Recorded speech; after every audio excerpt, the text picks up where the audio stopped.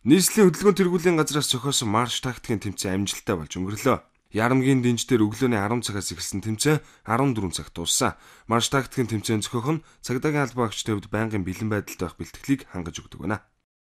За энэ тэмцээнд манай газрын 750 гаруй албан агчдаас 629 албан агчд оролцлоо. Нийт 16 баг, эрэгтэй баг, нэг эмэгтэй баг оролцсон. За манай энэ тэмцээний гол онцлог нь юу гэхээр ер нь альва нэг марш тусгай хөтөлбөрийн тэмцээнүүд бол баг тамирчдыг урдчилж бэлтгээд тэгээд хүмүүс шилд сонгоод явуулдаг. Манай онцлог бол энэ тэмцээнд ерөөсө бүх албан агчид хамрагчнаараа нэг онцлогтой. Нэгдүгээр тасаг Хошиж Ганбаатар дарагтай баг хамталсан төрөллөө. Тэмцээнд оролцсон явж байхад ер нь хүндрэлтэй зүйлүүд нь юу багаар ажиллах чадвар дээр хэр санагдав? Хамт олон чинь нэрвэсэн байна.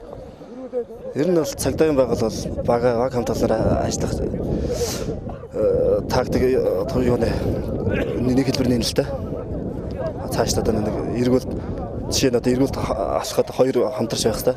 Тэр жишээ нь маашинд өгөхөд 20 хүн хамт өгч байна. Төрөөс үнээр хамгийн сүүлчийн үнээр цаг гарч байгаа учраас яг л баг хамталны юу бол шаардж байгаа. Хүчний байгууллага тавьдаг зайлшгүй шаардлагуудын нэг нь багаар ажиллах чадвар байдаг байна. Багийн хугацааг тооцохдоо хамгийн сүүлчийн үнээр тооцдог учраас нэг гишүүн алдаа гаргавал багийн амжилт хойшлдог юм байна. Өнөөдрийн тэмцээнд нийслэлийн хөдөлгөөн тэргуулийн газрын 3 дугаар хэлтс төрүүлж хамт олноор шагнууллаа. Цагдаагийн ерөнхий газраас удирдлага болгож жил бүр нийт цагдаагийн албан агчдыг хамруулсан марш тактикийн тэмцээн болон хээрийн гаралт зохиодог юм байна.